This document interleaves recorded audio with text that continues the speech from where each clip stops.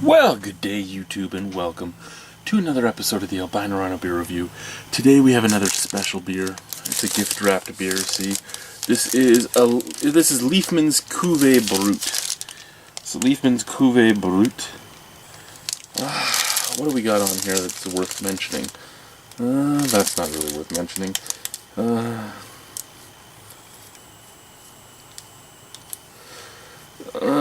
Duvel Mugart. So Duvel is the brewery that owns Liefmans. Contains barley malt, 6% alcohol, flavored strong beer. Ingredients: water, barley malt, yeast, hops, cherries, and fructose. Best before. Now remember that today is, this is March of 2014. Best before April 10th, 2023. 9 years you can age this bad boy for. 9 years. That's amazing. I think I only have 2 left of these. I don't know if I'm going to share either of them or if I'm going to age them both. This actually wasn't a bad price beer. I have the Bond, which was $8.95, and I believe this one was $4.95, maybe $5.95. So less money, a smaller bottle, of course, but lasts longer. 2023. I'm going to assume that when I pull this out it's going to be in a green bottle, so I'm glad that it's wrapped. Let's open it up and see. Yep, green bottle. Anything on? Ooh yeah, it's the American label. What's the American label say? Anything worthwhile here? Malt beverage with natural flavors. Aged with cherries, flavored with cherries and cherry juice. Contains sugar and barley. See, that's weird because, see, over here, it's just cherries, right? So the Canadian label, just cherries. American label, cherries, cherry juice, sugar, well, fructose, sugar.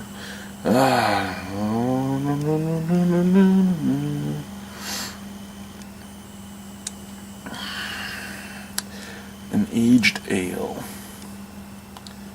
Oh look, it even says cherry on the American label. Liefmans Cuvee Brut Cherry.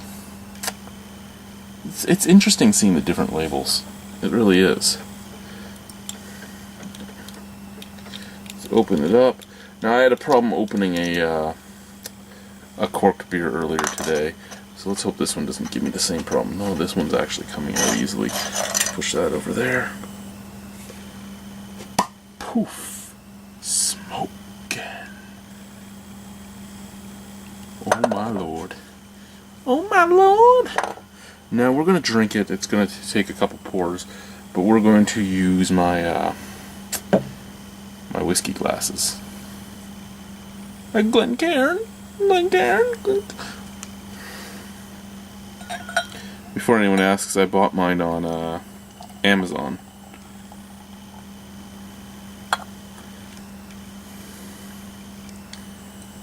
There we go. Isn't that a beautiful looking beer?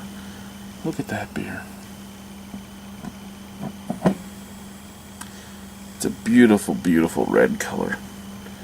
It looks beautiful. Oh, look at those legs on it. Yeah.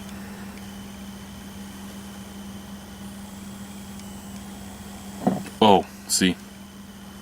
When I talk about how I like my lambics, this is exactly how I like them. I'm smelling the fruit. I'm smelling sweetness. I actually just drank a lambic earlier tonight. I did this in another lambic tonight, and the other lambic smelt like a lambic. You know, I didn't know how it was gonna go. It smelled very fruity. I like my lambics to either be super fruity and super sweet, or very funky and very sour. And this one was in between the two. You got a little tiny touch of fruit, you got some tartness, and it just wasn't there for me. It didn't do either of the things I wanted it to. This, right off the nose, lots of fruit. It almost smells like nibs. It almost has that much cherry sweetness to it that it almost smells like nibs. Yeah, actually, you know what? It does smell like nibs. It really does. It smells like a nib candy. So lots of cherry, lots of sugar, And that's it. That's all I'm smelling on this. Let's try the damn beer. Cheers.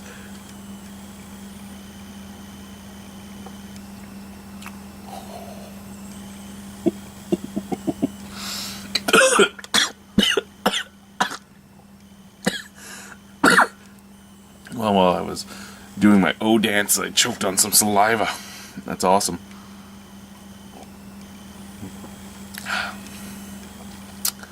This is amazing.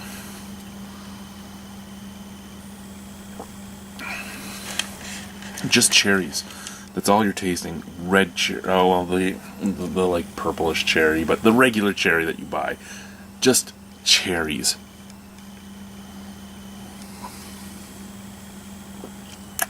With the added sugar, almost up to a what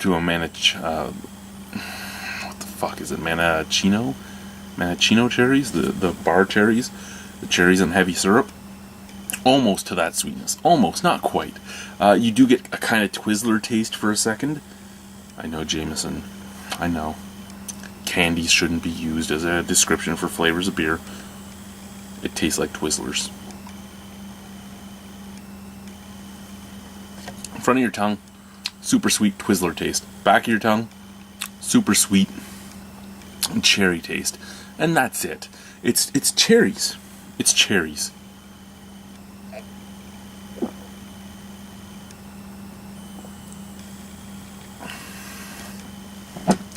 I actually, if there's another bottle of this on my next trip to the LCBO next week, I will buy another bottle, and I'll buy a can of Guinness. I'll try and make some cherry Guinness on an alchemy, because this is great. This is what I want. This a cheaper go at a Mortsubite Crike. And you can age this for so long.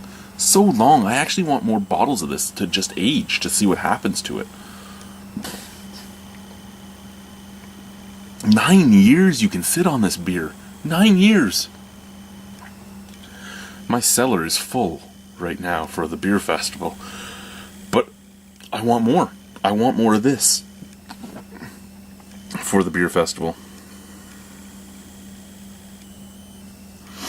It's just great beer. It really is. If you like cherries, you'll love this beer. If you like sweet beers, you'll love this beer. If you like fruit beers, you'll love this beer. Basically, if you're willing to drink a beer that's going to taste like cherries and nothing else, if you're not looking for a beer that has a lot of hop flavor, a lot of malt character, or anything like that, if you just want a beer that is what it says it is, this is the beer for you. If you're looking for a beer that still has a big malt characteristic, a big hop characteristic.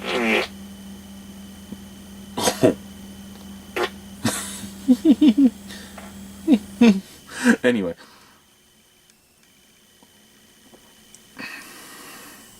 If you're looking for hops and malt, they're both in here, but you're not going to taste them. The cherries overtake everything. So as long as you're okay with that, as long as you can accept that, this is the beer for you. You do get a slight cherry tartness too afterwards. Like right now there's a slight cherry tartness. And that's just beautiful because it cuts that sweetness so the sweetness isn't there the whole finish. Fuck.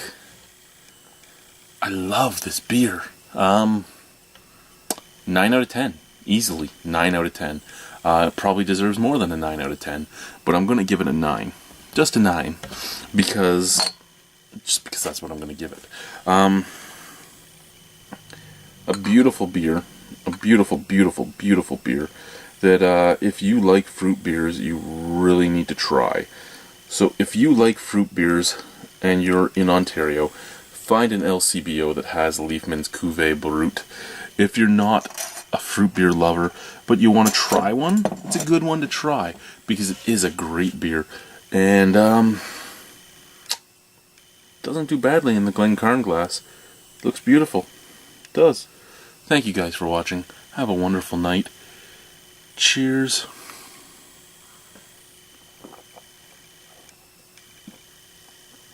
Bye.